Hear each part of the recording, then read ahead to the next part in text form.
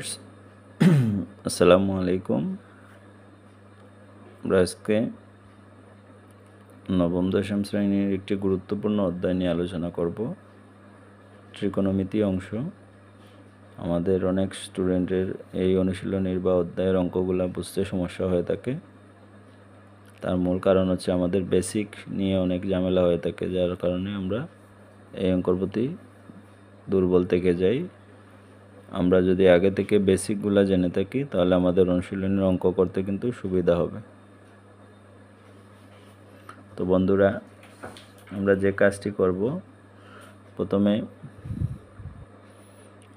আমার চ্যানেল যারা এখনও সাবস্ক্রাইব করেননি তারা চ্যানেলটি সাবস্ক্রাইব করে নেবেন এবং বেল বাটনে ক্লিক করে দেবেন, যাতে নতুন কোনো ভিডিও আপলোড করার সাথে সাথে আপনার ওখানে চলে যায়। আর লাইক কমেন্ট শেয়ার করে পাশে থাকবেন, ইনশাআল্লাহ আমি সবসময় পাশে আছি। তো বন্ধুরার কথা না বাড়িয়ে আমরা মূল কাজে চলে যাই। আমরা ত্রিকোণমিতি 9.1, 9.2 এবং দশম অধ্যায়ের জন্য আজকে যে বিষয় নিয়ে আলোচনা করব এই অংশটুকু অত্যন্ত গুরুত্বপূর্ণ।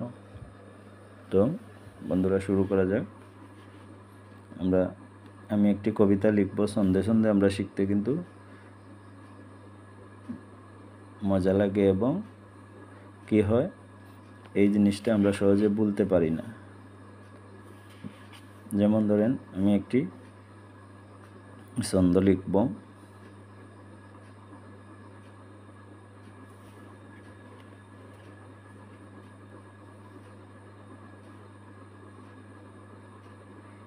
সাইন,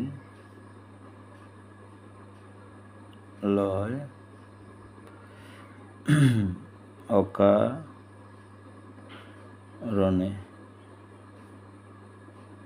সাইন লয় অকারণে কষে বুল অঙ্ক। কষে বুল অঙ্ক। টানালিকা বালজার। টানালিকা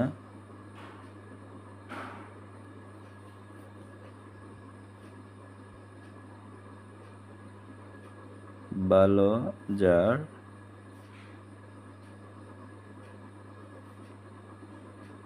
বাকি সব উল্টো।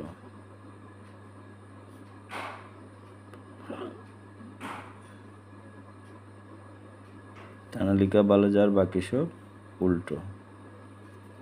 তো বন্ধুরা, এখানে আমরা সন্ধে সন্ধে যে জিনিসটি জানবো সেটি হচ্ছে, আমরা জানি ত্রিকোণমিতিক অনুপাত রয়েছে 6টি।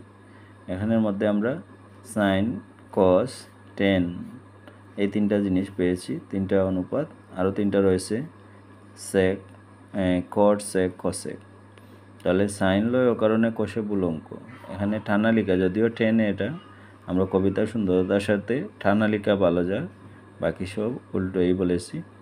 বলতে এই যে 3টা অনুপাত রয়েছে, এই 3টার বিপরীত হচ্ছে এই যে বাকি 3টি অনুপাত রয়েছে, আমরা এই 3টি মানে এই 3টার বিপরীত হবে উল্টো। উল্টো বলতে তার বিপরীত, বলতে সাইন সমান যা হবে তার বিপরীত হবে তা, এই কসেক সমান। তাহলে আমরা কি লিখব?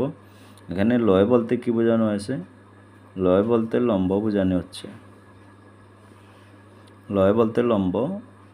অয়, অয় হচ্ছে অতিভুজ। অয় হচ্ছে অতিভুজ। কষে ভুল অঙ্ক, তাহলে ভুল, এই যে ভূ হচ্ছে ভূমি, ভূ হচ্ছে ভূমি, আর অয় হচ্ছে আবার অতিভুজ। আর ঠানালিকা বালো, এই ঠানালিকা, লয় হচ্ছে লম্ব আর বালো, বয় হচ্ছে ভূমি।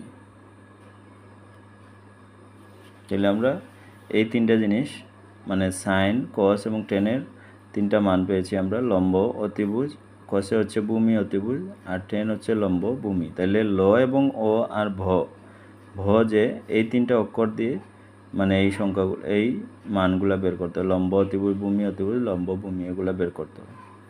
তাহলে আমরা বাকি যে অক্ষরগুলো রয়েছে এগুলো কিন্তু কবিতার বা ছন্দের সুন্দরতার সাথে দেওয়া হয়েছে। তো আমরা এই 3টা জিনিস থেকে কী পেলাম? আমরা যদি এই তিনটা জিনিস জানা থাকে তাহলে আমরা কিন্তু সাইন সমান কী বলতে পারবো, কসে সমান বলতে পারবো, টেনে সমান বলতে পারবো, এগুলার মান আমরা সহজে বলতে পারবো। আমরা বাহু চিনতে কোনো অসুবিধা হবে না। তো বন্ধুরা, এখন আমরা 6টা ত্রিকোণমিতিক অনুপাত লিখব।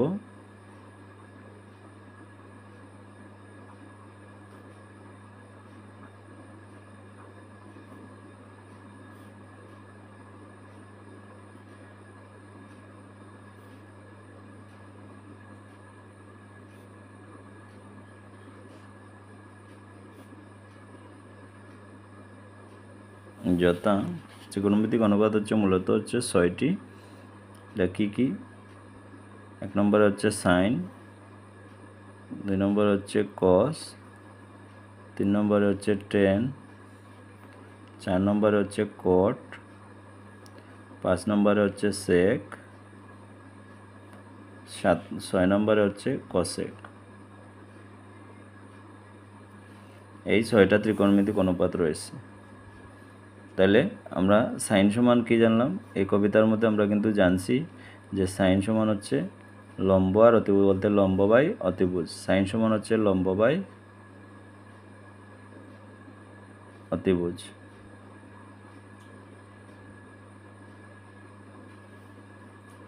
কস সমান কি? কষে বহুল অঙ্ক, তার এখানে আছে এই যে কস সমান হচ্ছে ভূমি বাই অতিভুজ। তাহলে আমরা লিখব কস সমান হচ্ছে ভূমি বাই অতিভুজ। টেন সমান কি? টেন সমান হচ্ছে টানা লিকা বালো, এর মানে হচ্ছে টানা লিকা বালো, লয় লম্ব আর বয় হচ্ছে ভূমি। তাহলে টেন সমান হচ্ছে লম্ব বাই ভূমি। কট, সেক, কসেক। তাহলে এই যে তিনটা রয়েছে, আমরা বলছিলাম যে ভালো যার বাকি সব উল্টো, তার মানে এই তিনটির ঠিক উল্টো হচ্ছে এই তিনটি। তাহলে কিভাবে আমরা দেখব বন্ধুরা, ভালো করে খেয়াল করেন যে এখানে সাইন আমরা এখন মনে রাখতে হবে আমাদের সাথে কার মিল রয়েছে। একবারে ইজি কিন্তু, যে এই যে সাইন, এই সাইনের সাথে কিন্তু কসেকের মিল, কসের সাথে সেকের মিল, টেনের সাথে কটের মিল। তার বিপরীতটা হবে এই যে বাকি তিনটা। তাহলে সাইনের সাথে কার মিল? সাইনের সাথে কোসেকের মিল। তাহলে একবারে ইজি, আমরা যদি এটাকে 1 দেই, এটাকে 2 দেই, এটা দেই 3, তাহলে এটার উল্টো দিক থেকে আমরা যদি লিখি 3, 2, 1, বলতে 1, 2, 3, 3, 2, 1 এই ছন্দ মনে রাখলেই হবে। বলতে কি হচ্ছে যে 1, 2, 3 হচ্ছে এই 6টা কিন্তু ত্রিকোণমিতিক অনুপাত আমাদেরকে ধারাবাহিকভাবে মনে রাখতে হবে। এখানে উলটপালট করলে এখানে উলটপালট হয়ে যাবে, মানে যেভাবে বইয়ের মধ্যে দেওয়া আছে সেভাবেই মুখস্থ করতে হবে। সাইন, কস, টেন, কট, সেক, কসেক। তাইলে আমরা এখানে কি দেখতে পেলাম? সাইন হচ্ছে 1, তাইলে কসেক হচ্ছে 1, তার মানে 1-এর সাথে 1 মিলছে, বলতে সাইনের বিপরীত হচ্ছে কসেক। তাহলে আমরা কসেকের বেলায় কি লিখব? কসেক হচ্ছে এই সাইন হচ্ছে লম্ব বাই অতিভুজ, তাহলে কসেক হবে কি? তার বিপরীত উল্টো, তাহলে অতিভুজ বাই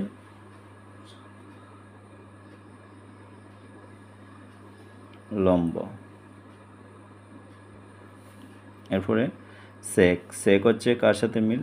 2 এখানে আছে, এটার মধ্যে 2 আছে, তাইলে এই 2 মিল হবে। তাইলে কসের সাথে সেকের মিল, তাইলে কস যদি হয় ভূমি বাই অতিভুজ, সেক হবে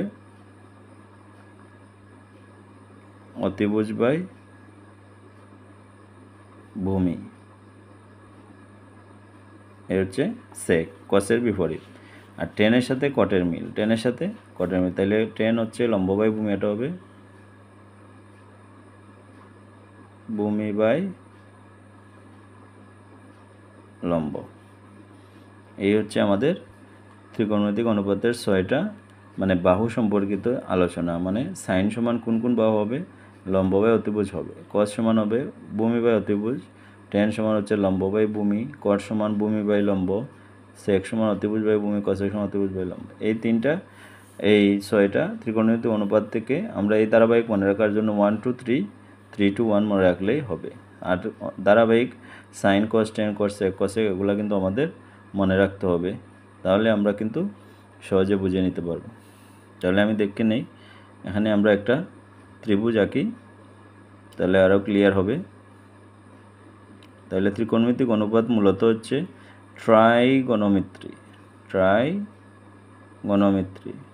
ট্রাই অর্থ হচ্ছে 3, আর গণ অর্থ হচ্ছে ধার, আর মিতি অর্থ হচ্ছে মিত্রি অর্থ হচ্ছে পরিমাপ। তাহলে 3 দ্বারের পরিমাপ, এটাই হচ্ছে ত্রিকোণমিতি। তাহলে এটা মূলত মিশরীয় এবং ব্যাবিলনীয় সভ্যতায় এই সময় এগুলা কিন্তু মানে তারা ব্যবহার করেছিল, কৌশল আবিষ্কার করেছিল। তাহলে আমরা এটাকে যদি এ বি সি দেই, তাহলে আমরা 3টা বাহু পাচ্ছি। এখানে A B, BC R AC, এই 3টা বাহু। তাহলে এ বি বাহু যেটা, এই বাহুকে কি বলা হবে? এই বাহু হচ্ছে লম্ব, এই বাহু হচ্ছে লম্ব। তার আরেকটি নাম আছে, সেটি হচ্ছে বিপরীত বাহু। লম্বকে ত্রিকোণমিতির ভাষায়ও বিপরীত বাহু বলা হয়। এরপরে এটা হচ্ছে ভূমি। আমরা যে বলছিলাম ভূমি বাই লম্ব, এটা হচ্ছে ভূমি। তার আরেক নাম আছে, সেটি হচ্ছে সন্নিহিত বাহু। পরীক্ষার সময় অনেক সময় ভূমি না দিয়ে সন্নিহিত বাহু দিয়ে দেয়, তাই আমাদের অনেকের প্রবলেম হতে পারে বা সমস্যা হতে পারে। এটা হচ্ছে অতিভুজ, এই যে বৃহত্তম বাহু, এটা হচ্ছে ত্রিভুজের বৃহত্তম বাহু অতিভুজ। তার এক নাম হচ্ছে বৃহত্তম বাহু। এই 3টা বাহু মান দিয়ে কিন্তু ত্রিকোণমিতি অনুপাত নির্ণয় করা হয়। তাইলে আমাদেরকে অঙ্কের মধ্যে থাকবে অনেক সময় লম্ব ভূমি থাকবে, আমাদেরকে অতিভুজ বের করার কথা বলবে, আবার অতিভুজ ভূমি দেওয়া থাকবে, লম্ব বের করার কথা বলবে। এভাবে মূলত এই যে পিথাগোরাসের সূত্র রয়েছে,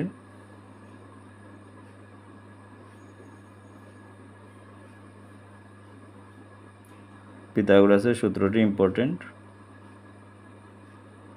পিথাগোরাসের সূত্র হচ্ছে অতিভুজ স্কোয়ার সমান, বলতে AC square equal to AB square plus BC square. আমরা বাংলা লিখে দেই, এসি বলতে হচ্ছে এখানে হবে অতিভুজ স্কোয়ার ইকুয়াল টু লম্ব স্কোয়ার যোগ ভূমি স্কোয়ার। এই হচ্ছে মূলত এই সূত্র দিয়েই এই পার্টের অঙ্কগুলা বা এই যে এরকম অঙ্ক আসলে এগুলা সমাধান করা হয়। তাহলে এখানে আমরা যদি এইগুলো মনে রাখি, তাহলে আমাদেরকে মনে রাখতে হবে যে এই জিনিসগুলো সম্পর্কে, এই পার্টের অঙ্ক করতে হলে আমাদের এই জিনিসগুলো বা 9.1, 9.2 কিন্তু লাগবে, এবং 9.10 অধ্যায়েও কিন্তু এই অংশগুলো জানা থাকলে আপনার কিন্তু সুবিধা হবে এই পার্টের অঙ্কগুলো কষতে বা করতে।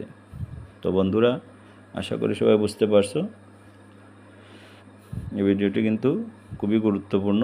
ত্রিকোণমিতি অঙ্ক করতে গেলে এই জিনিস সম্পর্কে তোমার যথেষ্ট জ্ঞান থাকা দরকার, তাহলে তুমি সহজে অঙ্কগুলো করতে পারবে।